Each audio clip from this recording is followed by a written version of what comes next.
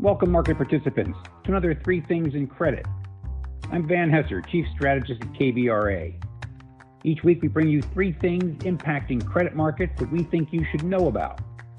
The jobs number is out, Congress has kicked the debt ceiling can down the road, and Putin will provide natural gas to Europe. It's time to kick back. But before you do, let's go through a fresh three things. Let's get started. This week our three things are: 1. The jobs market is tight, but not strong, and on Jobs Friday it's important not to equate the two. We'll explain. 2. Some investors believe corporate credit risk has been structurally improved. We'll examine the argument. And 3. Where'd all the growth go? Economic growth forecasts for Q3 have plummeted. Does that come as a surprise to you? All right, let's dig a bit deeper. It's non-farm payrolls day, and we find the discussion around the state of the jobs market to be a bit varied, to say the least. We've heard it described as strong and weak. Maybe the most accurate description came from former New York Fed President Bill Dudley, who described it back in July as, quote, particularly murky, unquote. From a creditor's perspective, we would characterize it as suboptimal, a tight labor market with plenty of room for improvement. The important leap analytically is not to equate tight with strong. The jobs market is undeniably tight. The number of job openings stands at a record high of 10.9 million, according to the most recent release from the Bureau of Labor Statistics. Consumer sentiment, small business surveys, and the Fed's Beige Book confirm that jobs are easy to find. The most recent quits rate, 2.7% in July, is at or about all-time highs and well above the long-term average of 1.9%. Wage pressure is starting to build, hitting 3.9% year over year in August, according to the Atlanta Fed Wage Growth Tracker. From a creditor's perspective, a strong labor market drives all-important consumer demand, which drives, in turn, corporate earnings. In other words, it's difficult to have strong credit markets without strong labor markets. And clearly, we have strong credit markets with financial conditions indices at or about ideal levels. Does that then suggest we have strong labor markets? No. What's driving credit market performance is the effects of unprecedented fiscal and monetary support. But as those effects wear off, the importance of sustaining economic growth to where labor markets can continue to repair become important to the stability of credit markets. Most would agree that we have not reached a strong labor market, as there remains considerable slack in the story once you peel back the onion. While encouraging that we have relatively strong job growth, a monthly average of 650,000 over the last 6 months, that's before today's number, there are significant points of concern underpinning the labor situation, namely, the quantum of labor force has been slow to recover, labor participation has been depressed, underemployment is still stubbornly high, and there is clearly a skills mismatch. We elaborate on all of these in our research piece entitled Tight is Not Strong, Perspectives on a Still Murky Jobs Market, which we published yesterday. It provides insight on today's jobs miss. Pull it up on KBRA.com. Our concern as we look forward is that with the economic growth normalizing, i.e. losing the considerable benefits of stimulus, improvement in the labor market runs the risk of stalling out. Employers will no longer be hiring at the same rate as was the case when stimulus drove economic growth to 3 times normal. Zombie companies, many of which are significant employers, will become more vulnerable when life-sustaining support of the government is reduced. And technological innovation and adaptation, generally not job creators, continue their forward march.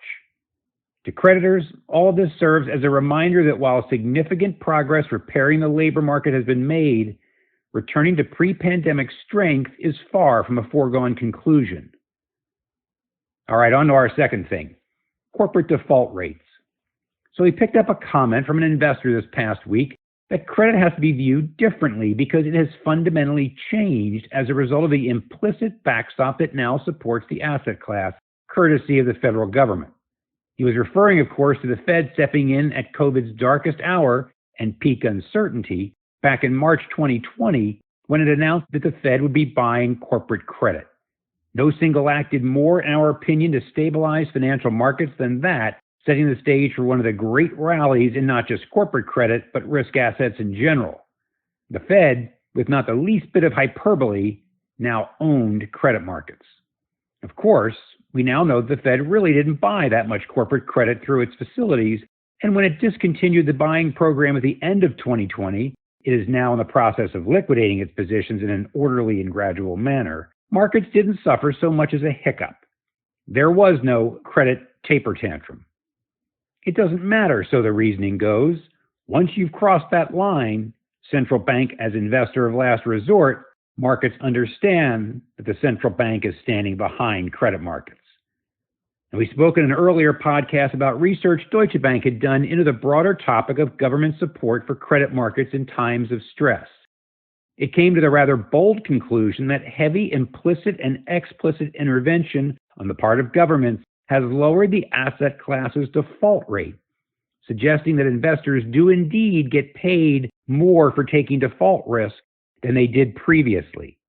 And that brings us around to the investor's comment this week. Should we assume default risk has been structurally lowered as a result of quick on the trigger government intervention? Mathematically, the answer is yes. But from a practical standpoint, the answer is no. Let me explain. The answer lies in the nature of the stress. There are two kinds relevant to the discussion. One is good old-fashioned credit cycle risk, an economic downturn that happens in the ordinary course of business. The second type of stress is an exogenous shock. September 11th, Lehman's bankruptcy, COVID. Something that threatens the stability of financial markets with a risk that cannot be dimensioned. Obviously, this gets complicated for policymakers. When do you step in? DB's research was quick to point out the downside in all of this. You keep alive zombie companies as you prevent creative destruction from doing its thing. Then there is a self-preservation angle. Not many politicians survive a downturn, especially one where their policies might have had a hand in creating it. Regardless, we can probably agree that over time, there will be a bit of both types of stress. Back to the math.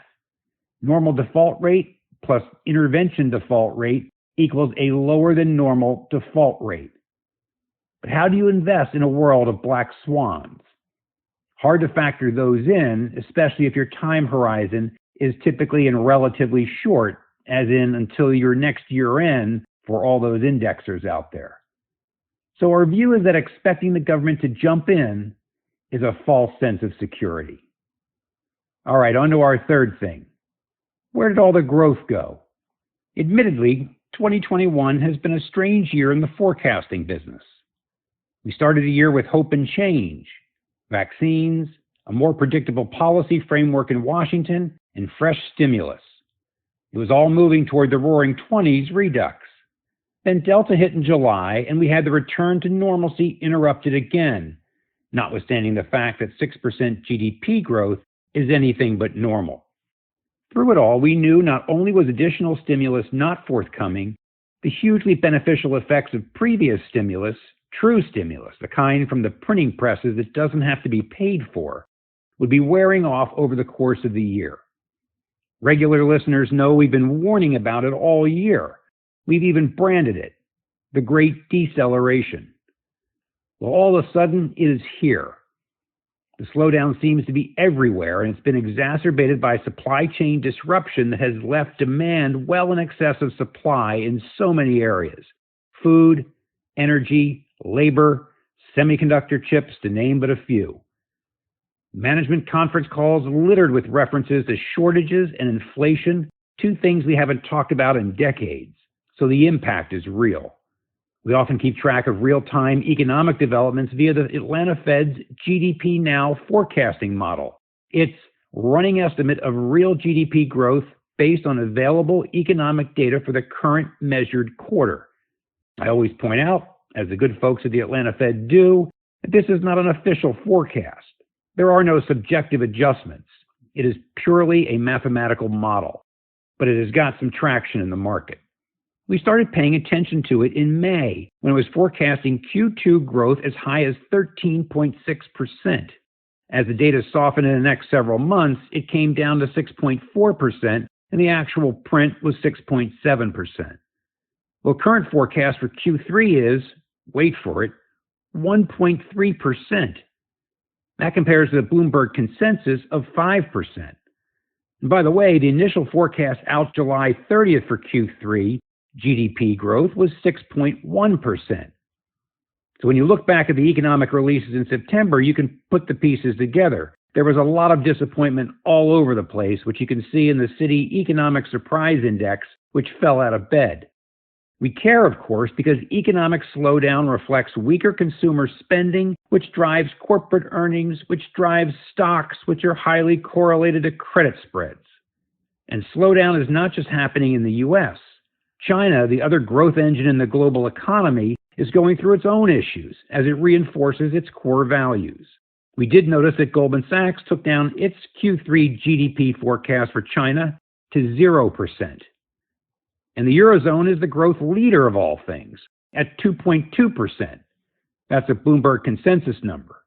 With all of this as background, imagine our surprise to hear a large private equity firm this past week talk about the global economy being quite positive and how people are underestimating the strength of said economy coming out of this. That may ultimately be true, time will tell, but the latest read suggests something very different, at least over the near term. You would be wise to take that into consideration.